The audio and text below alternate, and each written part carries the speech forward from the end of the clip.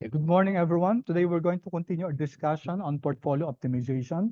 So what we have learned so far is to load data coming from Yahoo Finance using Quant Mode. So we already loaded Quant Mode. Make sure, class, to check if your Quant Mode is already loaded. Okay, I haven't loaded it here, Quant Mode. So let me just run the code chunk here.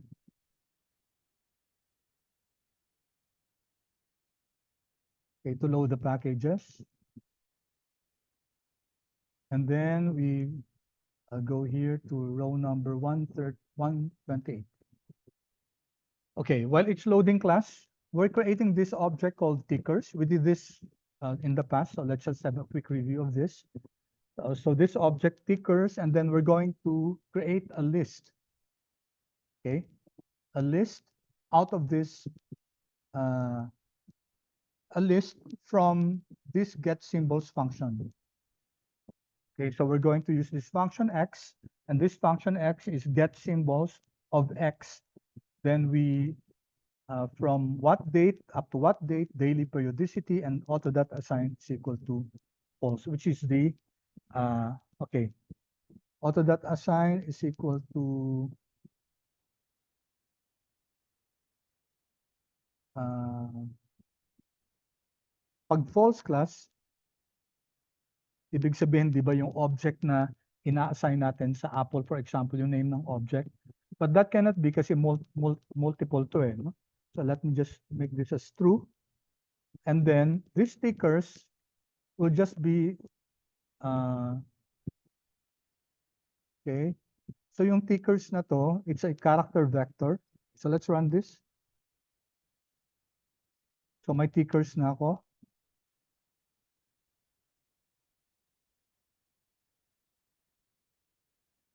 Ito siya nag-run. Control Enter.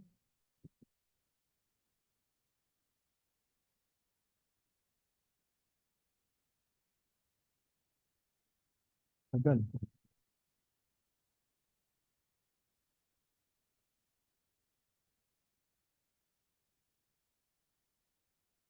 Hindi pa tapusin yung ano eh. Sige, class. While it's loading, the packages haven't stopped loading.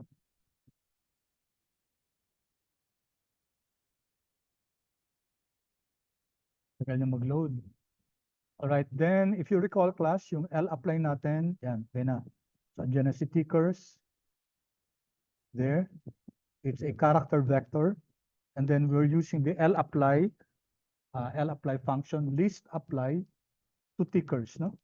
Ano i-apply niya? Yung get symbols function.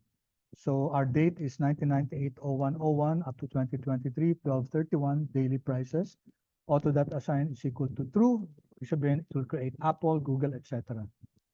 Okay, so if I run this, itong my stocks, you don't have to, I notice some of you will have to, you highlight that. You don't have to highlight that, class. Just, you can position your cursor anywhere here. I'll just position it here, Control Enter. And then nagra-run siya. It's creating now, it's now creating a list. And we learned about this last time. So here, my stocks, list of 9, we have 9 assets. We take a look at this. Let's view this. So 1 up to 9. Okay, it did not automatically name the object as the name of the tickers. So that we'll have to do ourselves. So let's run this. Names of the list my stocks will be this one, which pertain to the name of the tickers. Okay, and if I check my stocks here, there, the name has been changed. Okay, let me pause for a while and may I ask for your uh, quick feedback if you're able to follow along.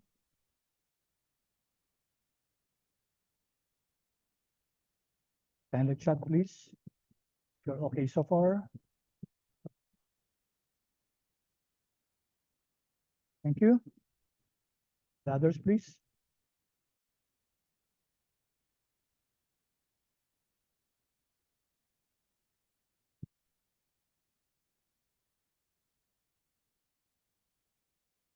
Okay, good. Thank you.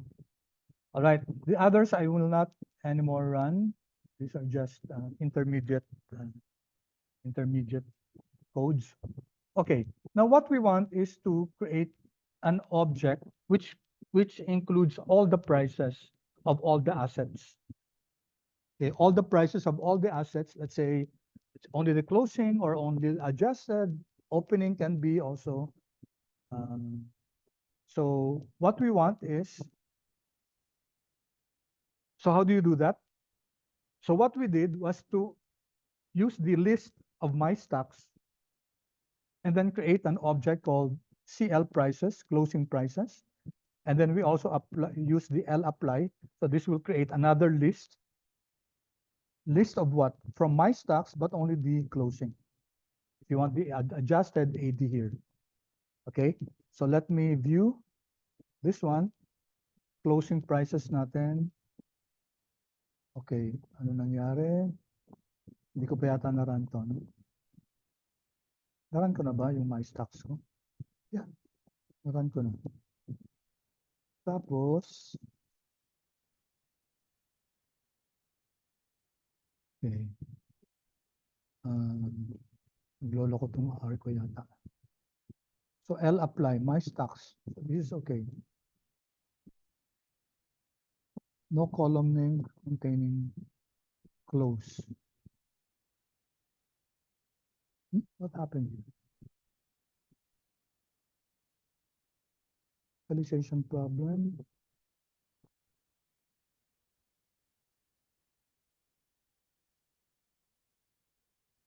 Okay, let me run this again. Tama ito. Tapos rename natin. So yung my stocks ko already exists, no? May my stocks na ako. Tapos, and then I'm going now to create, I'm going to make use of the list L apply. Okay, L apply on my stocks and then get the closing prices. And I'm creating this object CL. Kanina pa class naglolo ko tong R ko eh. Parang nagiging unstable siya. Oh, error na naman. How about in your case, class? Can you please tell me if you're getting this? We already ran this before. Natataka ako na ano. Why? Chat ko sa inyo.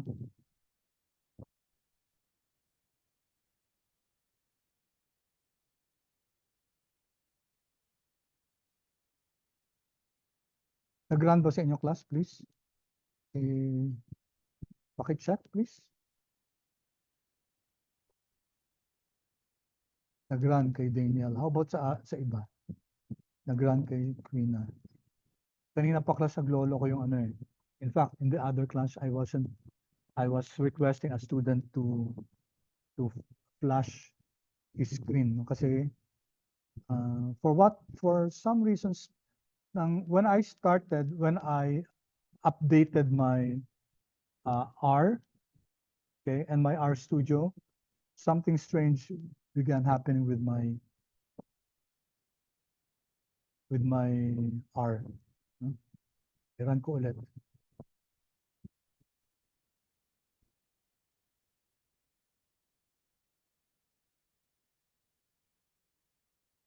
Mag-remove nga muna ako. Tanggalin ko muna lahat ng objects ko dito. And then let me rerun this. Sorry about this, class. Okay. Rerun this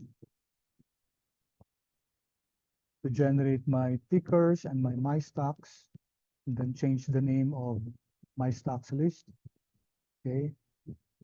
All right. So the name, check my stocks. Okay. All right. Then from here, since existing na my stocks ko, which is a list, I can go directly to create this object, CL prices, L apply of my stocks, and then get the closing. Tama naman to, capital C. Kasi ang small c, ayun, sorry. Yun. Sorry, it was difficult to distinguish between the small c and the big C. Kanina, I think it was it was like this. So medyo, tama ba? Okay, anyway, let me try. So this is now capital C. Mali pa rin.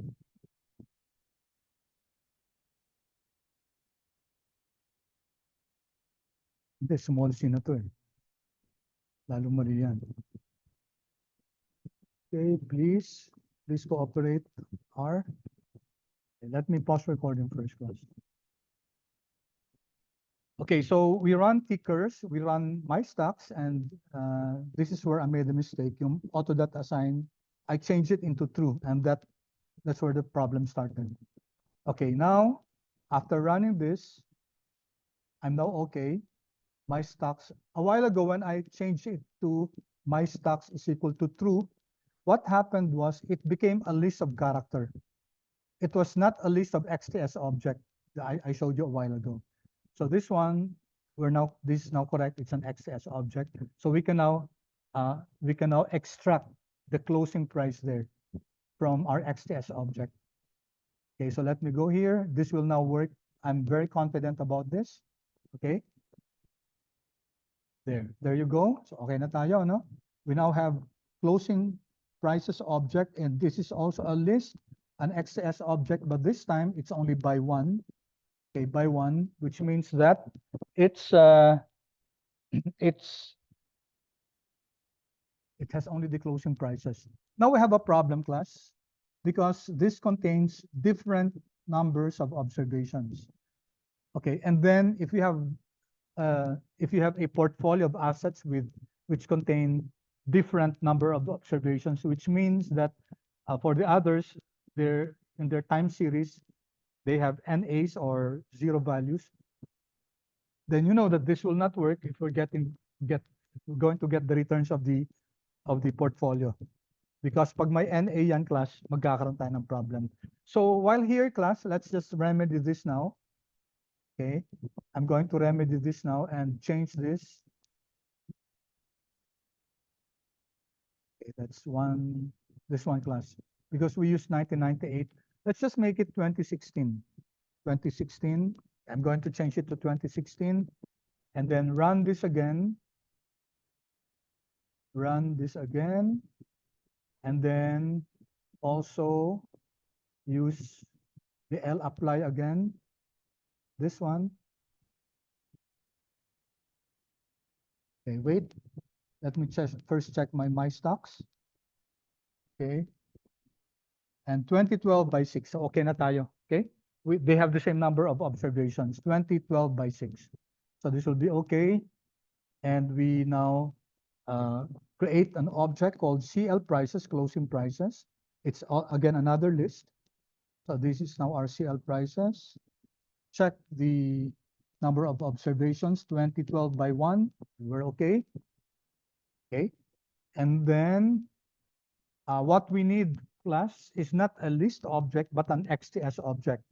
So we used last time the do.call. Okay, the do.call function. Do is to merge it and then call the CL prices object. Okay, so we're creating this object now, prices.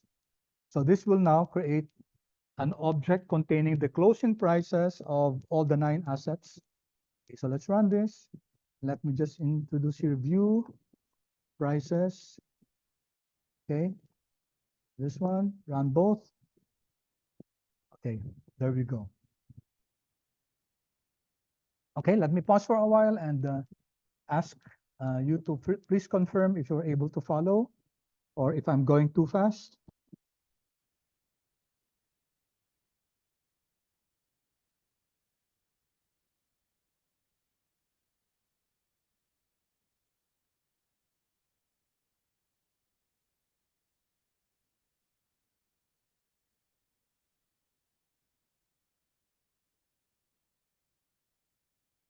Okay, good. Thank you. Giving a few more seconds to the others.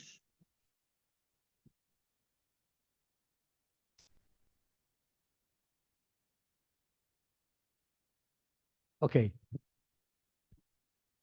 Right. Thank you so much, class. Although, parang 6 lang yata yung nag-respond.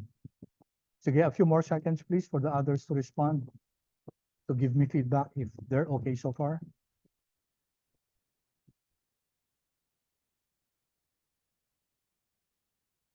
Okay, thank you. All right. So what we have learned so far is that yung returns natin, we can use daily returns, monthly returns, etc. This is from quant mode.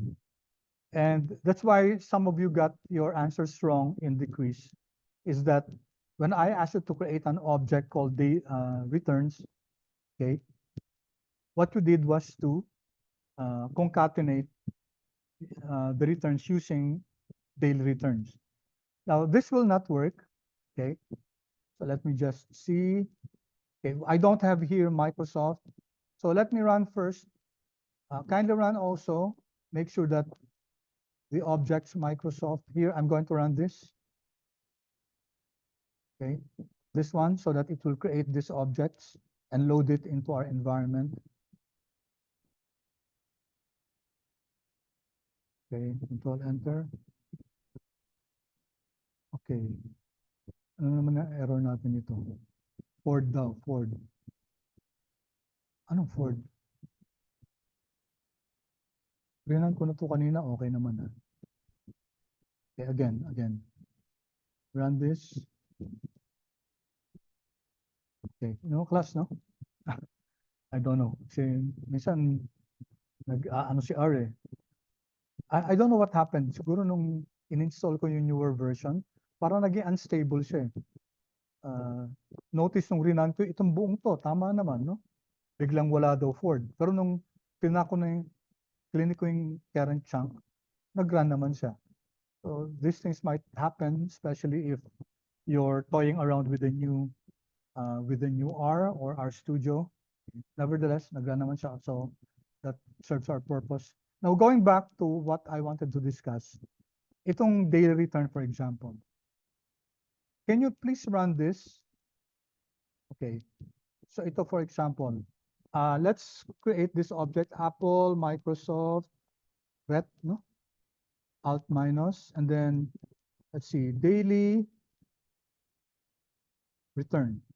This is from quant mode, and then let's see, Microsoft.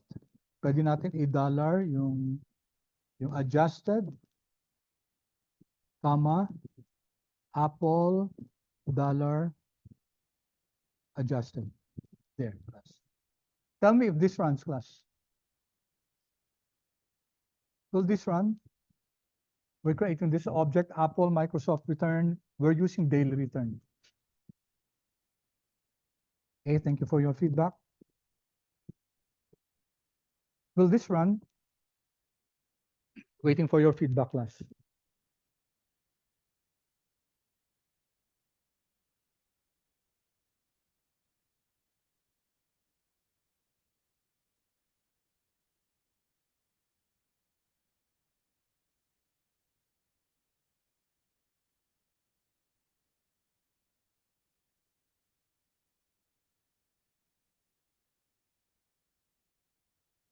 Did it run?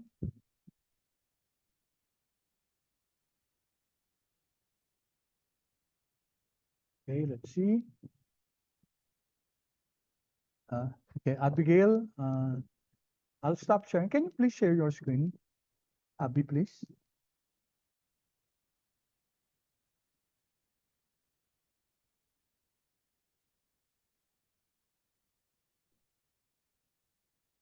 Okay. Yan. Abby, thank you, ha. Sige, so, asa na yung, asa na yung code na yan?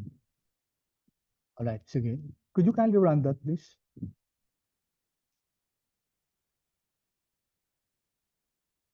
And then, asa na siya? Alright? Ulit na lang. Yan.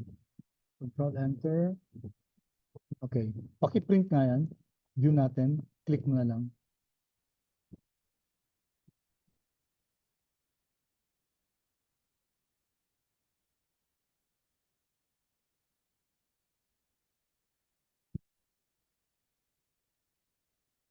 Okay, so something seems to be not working, no? So although nag-run siya, nag-generate siya, XTS object pa nga, di ba? Pero the result seems to be dubious, no? In the first place, iisang column lang siya. Kaya ang gusto natin return si Microsoft at saka ni Apple, di ba? So anong ginawa niya? Bakit naging gano'n? Tapos in the other section, in fact, may mga values nga eh. Pero same thing, ang nangyari class, iisang return lang. Apparently, ang ginawa niya, kinuha niya yung return ng dalawa, minix niya. And we don't want that, no?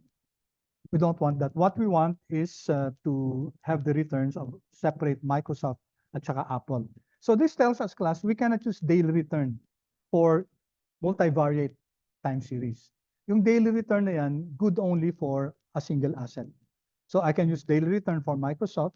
So I can create an object, Microsoft return, and then use the daily return for Microsoft, and then use also for Apple. So I will have to repeat that 9 times. And then, i-merge ko siya or i-CC-bind ko siya to create one object containing all the returns of the assets. Okay? So, thank you, Abby. Thank you. All right, sige, mag-share ulit screen ulit ako ha. So, did you get that, class? Did you get that explanation? If we want to create an object containing the returns, whether it's daily return, whether it's discrete returns or arithmetic or log returns, we will have to do that individually for all of the assets. Isa-isayin natin yan. And if we have 20 assets, as I discussed before, isa-isayin natin yung daily return na yan. Okay, so that will not work, class, if we're working with a portfolio. Okay, so ang gagawin natin, class, okay, let's go here. We're going to use performance analytics. So we have loaded performance analytics now. So si performance analytics, meron siyang function.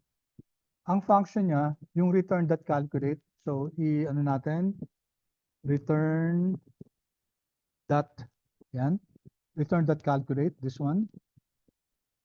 Okay, let's seek the help function of R. So there, so this comes from performance analytics. And if we check, class, what this is all about, it will calculate simple or compound returns from prices. Okay, so pwedeng iba't ibang prices, no? Okay, and very simple lang, class, yung syntax. Return that calculate, take note, capital R, no? Or calculate returns, isang word lang. Pero capital C, capital R. Same thing, class. Only that return calculate can get the difference. So pwedeng hindi log returns, pwedeng hindi arithmetic returns or discrete. Pwedeng ano lang, yung difference lang ng mga prices. P sub T minus P sub T minus 1 din lang, no? So pwedeng i-consider as quote-unquote return yun eh, yung difference in the prices. But that can only work for return that calculate. For calculate returns, either discrete lang or log. Okay, and this was part of the question, di ba? I was, walang, so far, wala akong nakita nagpakita. So, konti pa lang naman eh. Yung ginamit yung log, yung P sub T, kasi hinahanap ko yung formula sa inyo eh.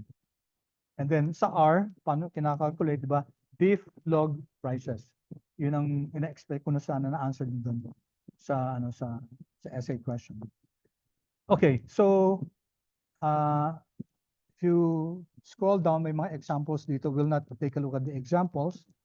Okay, but I suggest, class, you take a look at this also in your own time. Tingnan nyo yung how that will run to learn more about that function.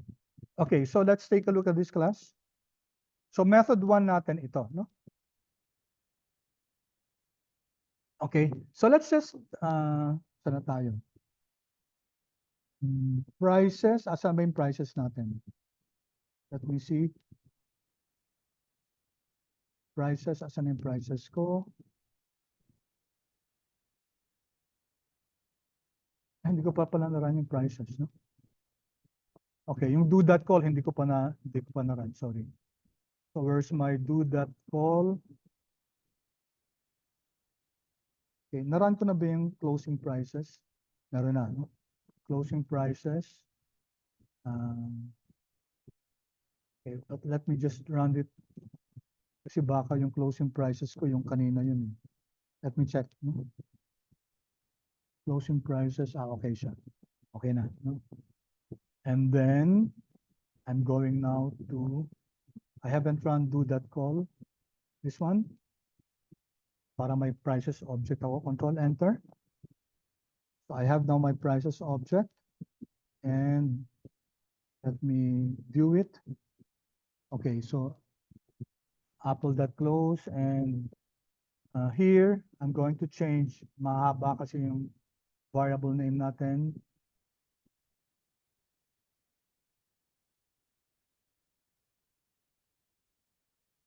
So here, class, I'm changing the column names of prices, just to make it the name of the stock itself.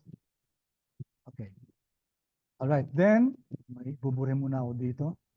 I'm creating this object now, stock returns. No? And then si stock returns class, we're using performance analytics, yung return.calculate. Of course, you know that we can delete this. Return.calculate class, and then prices, and then sabi natin kanina sa syntax, either method is equal to discrete, method is equal to log, or method is equal to difference. So we're going to use the log. And if we run this, and then if we view the stock returns, okay, run natin to, control enter, and view natin. Notice class that automatically no nagkaroon ng NA kasi walang previous price yung sa Apple. Okay, yung prices natin. So let me once again same prices ko. No? And let me just check one. So kunyari si Apple ito, yung price at time t, this one, control C, I'm going to copy it, control V, divided by the price at time t minus 1 yung previous day, control C, control V, and to get the log returns, you just get the log of this, of the quotient of P at t divided by P at t minus 1. So the log of that is 1. Sorry. Kamali ako. Dapat hindi ko na-copy yung 25. Ano to? 26 pala. So this should be 26.3375. Right? So let me run this. Control enter. So it's negative 0.02537. So let me print our stock returns. Ito na siya. Ito yung stock returns. Negative point to the negative 2.025357386. Okay, exactly the same class. Okay, so tama, no? Tama yung pag-compute natin ng log returns using return.calculate, and then method is equal to log. Okay, let me pause for a while and ask you class if you're able to follow along.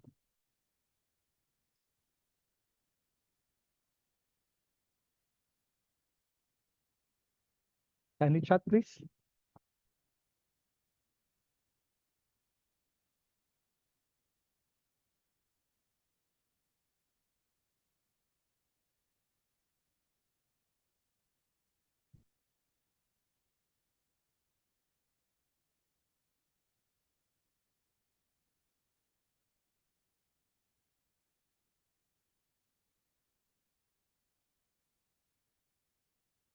Please feel free to raise any questions if you have any. Sige. Okay, thank you, Mark. Sige. Sinusundan mo yung pagka-crash ng ng R ko. Nag-crash daw yung yung R Studio niya. Okay, anyway, recorded to, no? So I'm sure you'll be able to follow. All right, so I think everybody's able to follow. I hope, no? So you notice that yung stock returns dito may NA. So if I get, for example, mean, the average of object and stock returns, and then dollar, si Apple, yung una. Okay, I'm getting the average of stock returns ni Apple. If I try to run that class, mag-NA tayo. Kasi may NA value tayo. Of course, yung si R, pwede naman niyang i-ano sa program niya na i-disregard yung NA. But R chose not to do that. And which is good because it gives parang a warning to the data scientist that something's wrong with your data. May NA yan or either my missing value. Okay, so that's a good decision on the part of R, or in this case, kasi galing kay quant mode yung ano. Okay, so how to do that, class? We have to remove this, and you know what to do with that. Either class, we subset and remove the first, this one. Okay, we subset it and remove the first one, or it's better if we, okay, let's see. Okay. We can use this one, na.omit. Okay. We discussed this before already, class. Okay, and then let me change the name, stock returns 1. Okay, so that it will preserve the stock returns. Stock returns 1. Okay. All right, and if we run this and view lang natin, view.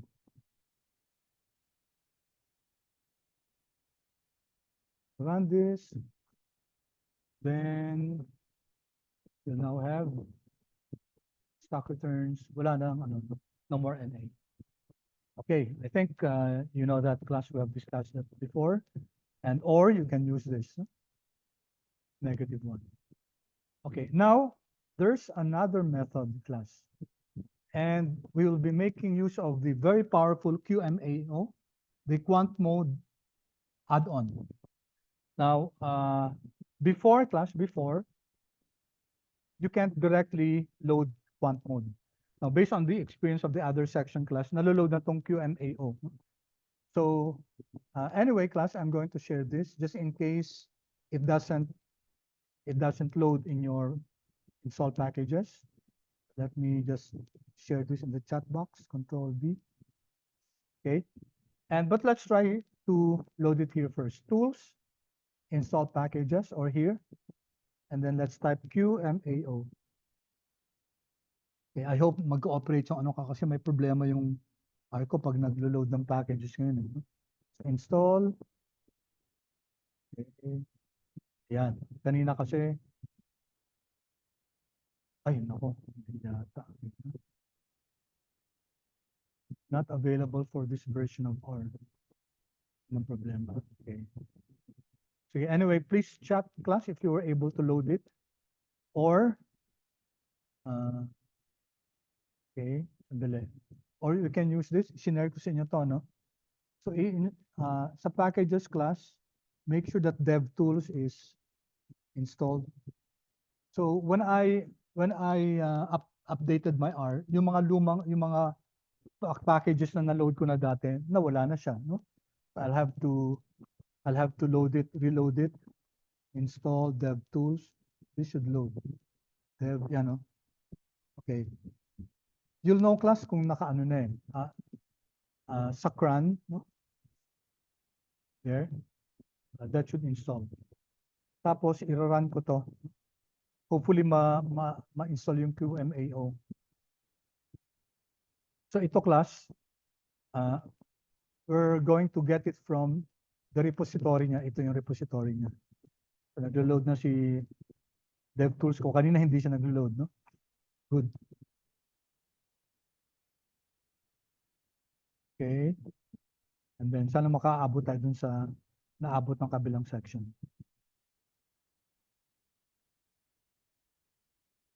Because this really facilitates yung pagkuha ng prices. Okay? Mas mabilis dito eh. So let me see if I can run this. Install ko muna siya. Okay, sana mag-install tong si QMAO from this repository.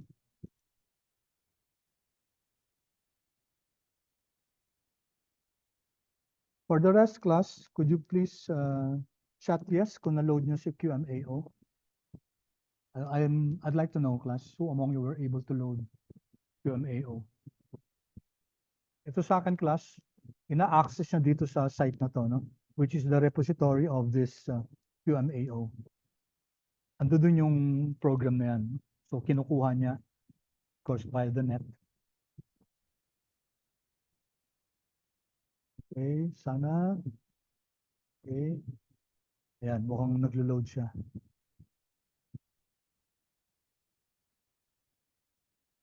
Before I installed the new version of R, gumagana yung mga ano ko, ito, QMA o gumagana siya. That's what I feared that's why sometimes it takes me a longer time to update my version of R. Kasi, ang na-notice ko na yung mga packages na ginagamit ko, when I update to the new latest version of R, wala na ano, yung hindi pa siya na-update, so nagkakaproblema dun sa mga packages na ginagamit ko. So, as I said, that's why, yan, tingnan mo, mukhang nag-fail tong ano, financial instrument, nag-fail. Okay, may mga dependencies kasi si QMAO eh. And mukhang, ayan no, financial instrument failed. May mga packages siya na hindi nag-install. GTools nag-fail din. rcurl nag-fail. Okay? Pag ganito class, I think I will have to uh, use the previous version of R. Ganyan, tools. Tapos, ano siya sa... Pwede kasi natin, ano eh. Hindi yan. Tools, global options. Ito, I can change the version of R here. Change, for example. Kasi ano, may mga lower versions. Yung ginagamit ko dati, 3.2. I can do this class, no? Instead of using 4.4, I can click it to 4.3.2. Doon sa version na yan ng R, nag-work yung ano, yung QMAO.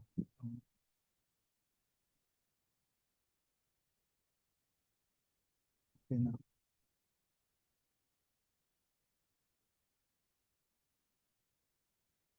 Wait. Hindi ko naman change. Okay. Let's see, class, kung nag-load si ano. Nag-load ba si ano? Okay. Use this also, dev tools. I hope it loads class kasi kailangan ko yung QMAO sa ano natin, sa discussion. Wala pa nagchat-chat class kung ano, kung sino sa inyo yung ano.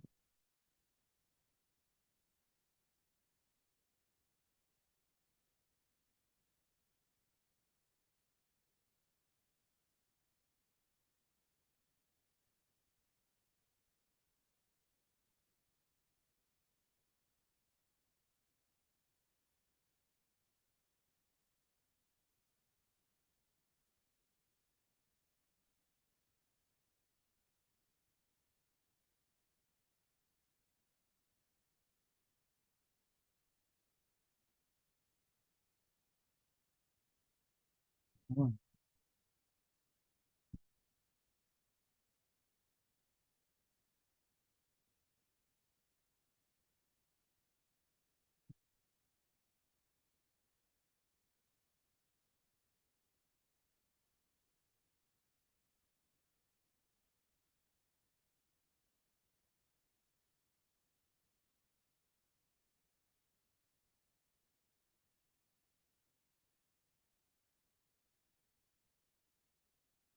Okay, so while it's loading in my case, ganito na lang class, no? I'm going to share with you some of the codes here.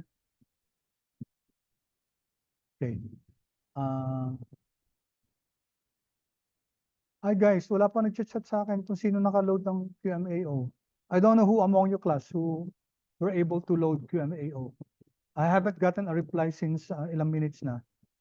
Paki-chat nga lang, class, kung yes or no lang para alam ko kung naka-load kayo. Yes or no, please.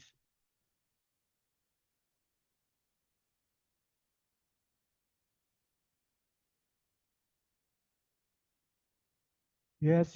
How about the others? Okay, yes. Ba't ang tagal mag-respond? Yung iba, class, may no ba? May no ba dyan? Okay, good. Most of you are yes.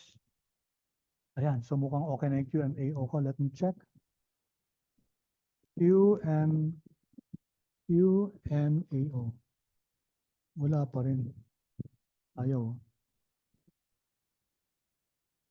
Q, M. Wala.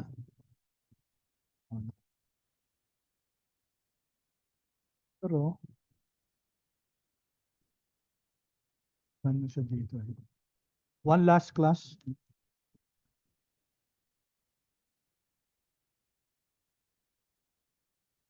Ang isi-share kong video class yung yung sa kabilang section. Kasi natapos namin yung ano eh. But I'm going to share this one. Okay. Ano pa naman ang kuripot sa Zoom kapag share ng Make sure you copy this code class. This one and then pati itong RF.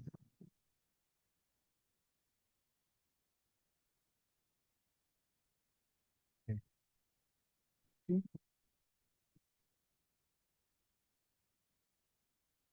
Okay. All right. So let me discuss this class. Okay, take note of this. So, di ba, meron na tayong mga objects yung kanina, yung Apple, etc. We have those objects. Okay, so once we have loaded these objects, what we can do is automatically, okay,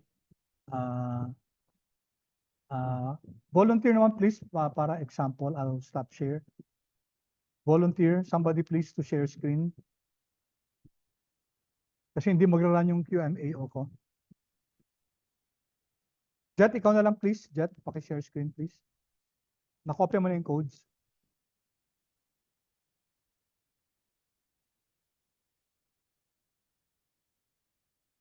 Hello sir, di ko po ma-access yung Arco right now. Sorry Okay, po. sino yung pwedeng Abby, please. Si Abby kanina nakapag-share na siya. Sir,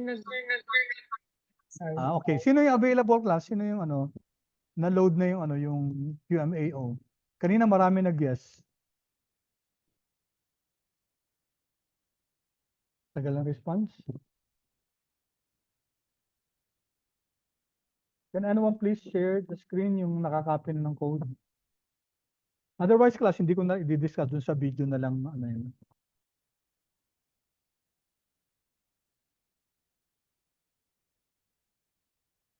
Sino yung pwede? May nagsabi sa inyo okay na yung QMAO eh.